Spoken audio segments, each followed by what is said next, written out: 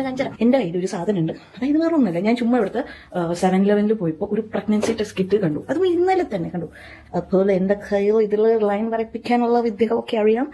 ഉളുപ്പുണ്ടോന്ന് നമ്മൾ ആരും ചോദിക്കാറില്ല. കാരണം ഇങ്ങനെ വീഡിയോ ചെയ്യുന്ന പല ആളുകൾക്ക് ഉളുപ്പുണ്ടാവാറില്ല എന്നുള്ളതാണ്. എങ്ങനെയെങ്കിലും കുറച്ച് വ്യൂ ഉണ്ടാക്കണം എന്നുള്ള ലക്ഷ്യത്തോട് കൂടിയിട്ടുള്ള ഊളത്തരങ്ങൾ പലരും കാണിക്കാറുണ്ട്. ഈ ഫാമിലി വ്ളോഗേഴ്സിന്റെ ഒരു പ്രത്യേകത തന്നെ ഇതാണ്. ഈ പ്രസവ സ്റ്റാർട്ടിങ് മുതൽ പ്രസവം കഴിയുന്നത് വരെ വലിയ കൊയ്ത്ത് അവർക്ക് കിട്ടാറുണ്ട് എന്നുള്ളതാണ്. നല്ല രീതിയിൽ അത് വിറ്റ് മാർക്കറ്റ് ചെയ്യാറുണ്ട്. പ്രസവം പോലും വിറ്റ് കാശാക്കുന്ന യൂട്യൂബർമാരൊക്കെ നമ്മളിപ്പോ കണ്ടുകൊണ്ടിരിക്കുന്നുണ്ട് എന്നുള്ളതാണ്. അടിപൊളിയാണ് അല്ലേ? ഇവരൊക്കെ സപ്പോർട്ട് ചെയ്യുന്ന ഒരു കൂട്ടം ആളുകളുണ്ട് എന്ന് ആലോചിക്കുമ്പോൾ തന്നെ എനിക്ക് പുച്ഛം തോന്നുന്നു എന്ന് പറയേണ്ടി വരും. സ്വന്തം ഭർത്താവിനെ ഒരു പ്രഗ്നൻസി കിറ്റിൽ 2 ലൈന് മാർക്ക് ചെയ്തിട്ട് പറ്റിക്കാൻ നോക്കുകയാണ് നമ്മുടെ ഡ്യൂഡിന്റെ ഭാര്യ എന്നുള്ളത്. ഭയങ്കര രസമാണ് എന്നാണ് അവരൊക്കെ ഇത് തെറ്റിദ്ധരിക്കപ്പെട്ടിട്ടുള്ളതെന്ന് വേണമെങ്കിൽ പറയേണ്ടി വരും. ഒരുപാട് ആളുകൾ ഈ ഒരു കാര്യത്തിന് നെഗറ്റീവായിട്ട് പറഞ്ഞു എന്നുള്ളതാണ്. ഒരു ടൈമിൽ യൂട്യൂബ് എന്ന് പറയുന്ന ഈ ഒരു സാധനം